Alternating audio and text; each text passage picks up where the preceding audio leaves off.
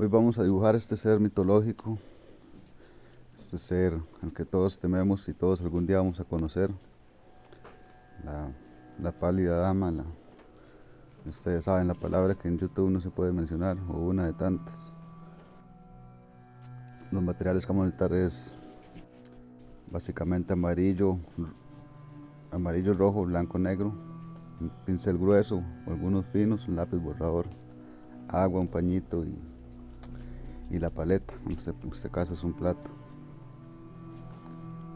desechable.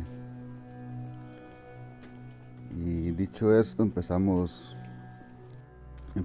así sin referencias a hacer bueno, yo lo que hago es que me visualizo el dibujo completo. Ya había hecho un boceto así anteriormente al rápido, entonces ya tengo la idea general y a partir de eso comienzo a detallarlo muy suavemente para no dejar marcas de lápiz en el papel en este caso, y también para que el carbón de lápiz no se mezcle con la pintura a la hora de aplicarla.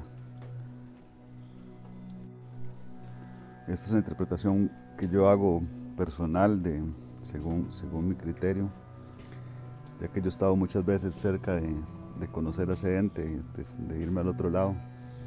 Me atropelló un carro, perdí la memoria, he visto mi cuerpo desde arriba, me han caído 2 rayos, he estado ahogado en el mar y algunas otras ocasiones donde la historia no es tan pintoresca, entonces no vale la pena mencionarlas, pero igual de cercanas.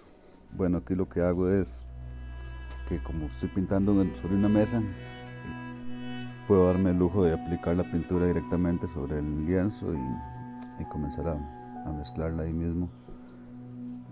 Siempre hay que pintar lo que está más atrás primero para ir sacando las capas hacia adelante. Y una vez terminado el fondo, que no voy a complicar mucho en el fondo porque si no duraría mucho este video, esperamos a que se seque. Y con un poquito de rojo, amarillo, negro y bastante blanco, que va a ser el tono medio que le va a dar a la piel. Y vamos a hacer la capa que sigue, que ya sería el personaje en este caso. Lo más lógico sería hacer primero el pelo, que es lo que está atrás, pero la piel y el pelo lo vamos a tomar como una sola capa y así no nos va a quedar ninguna marca por ahí rara en el personaje del pelo. Otra cosa que es completamente necesaria, aunque el ojo común no lo note, es pintar siempre siguiendo la forma de lo que se está pintando.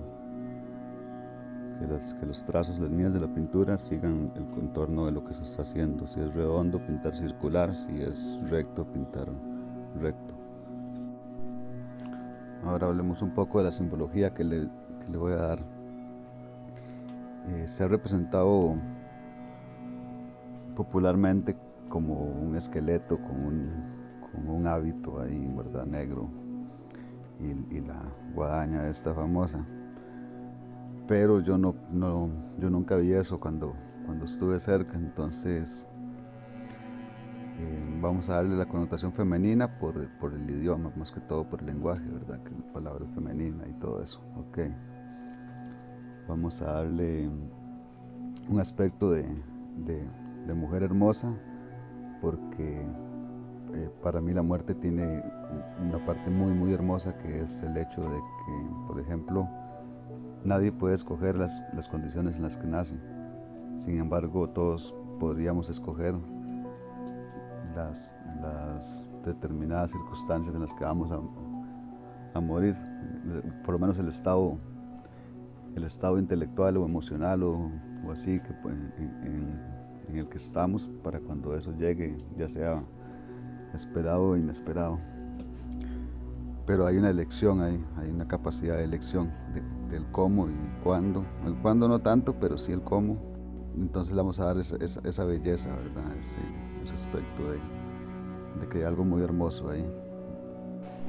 Los elementos popularmente asociados, como la vestimenta, el hábito o esta herramienta, la guadaña, no quise hacerlos así, quise hacerlos de una forma, digamos, con el pelo, de una forma que fueran como intrínsecamente del personaje y no como herramientas o un poder que se le adjudica, que como que es como un trabajador. No quise darle ese sentido, sino como darle como una independencia, ¿verdad? Porque es algo que obedece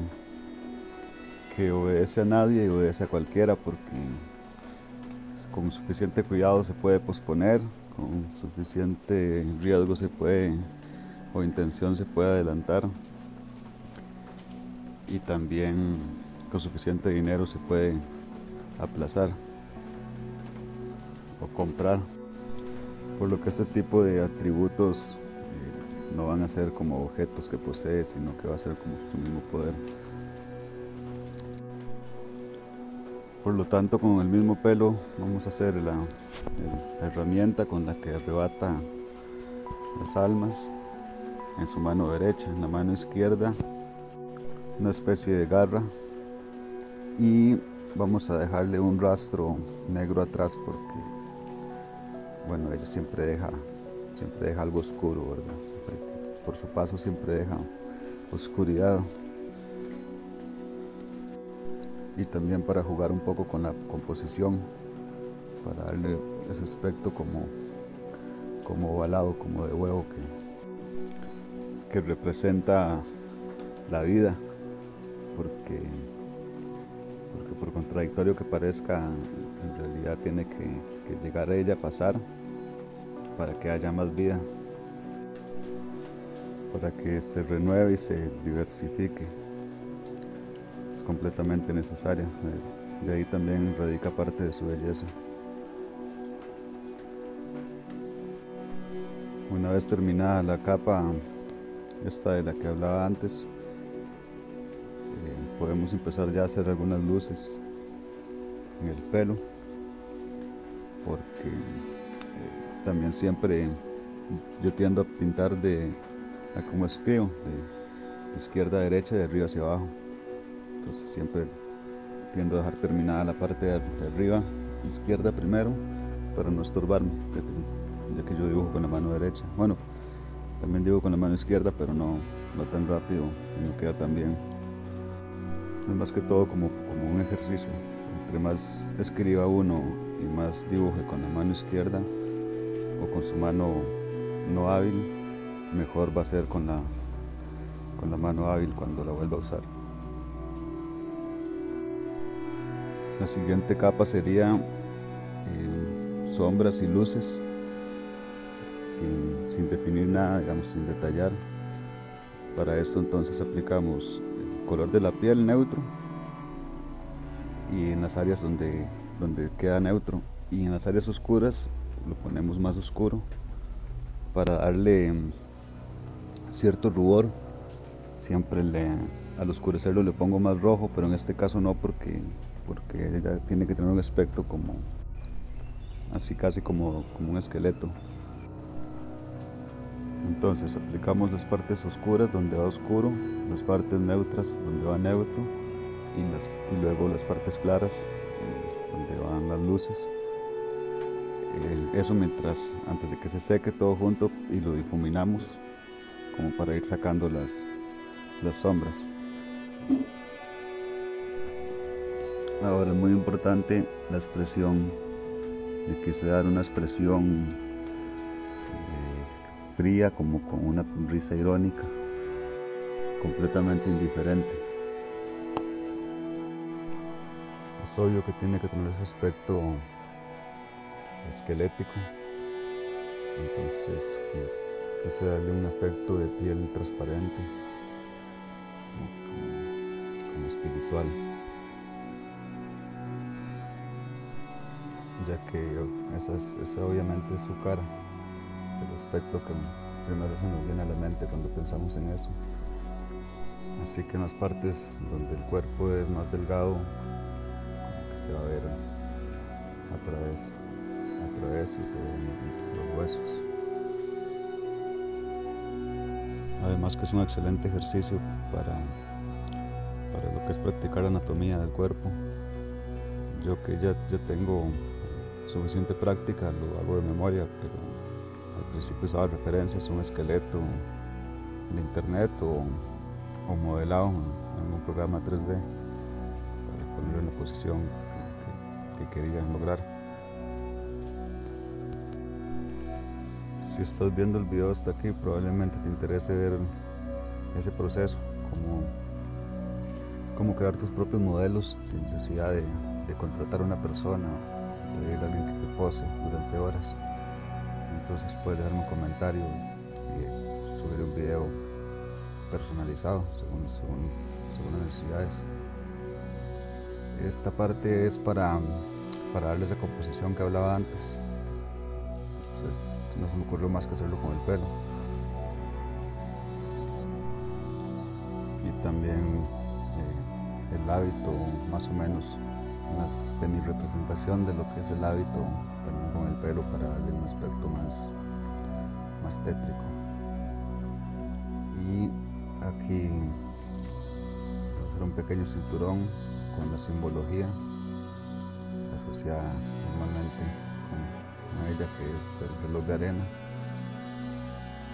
También le voy a poner una bolsita, unos dados que representan el azar, y una bolsita con dinero, porque como decía antes, la muerte siempre se puede comprar. Por el tipo de ambiente solo estoy usando un gris oscuro, casi negro, y un gris muy claro, casi blanco para las sombras. Y es una cadena porque está atada al tiempo, está atada al azar.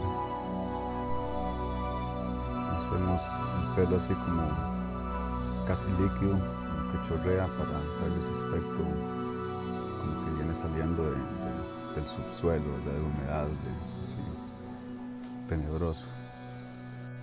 Y por último, detallar los ojos, el pelo, sacarle los brillos, más que todo las luces, y firmarlo.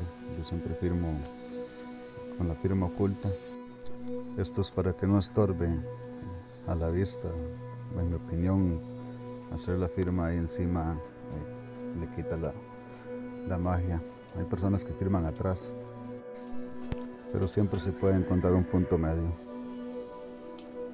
Y no olviden suscribirse si quieren seguir recibiendo tutoriales como este, y darle like y todo eso. Gracias.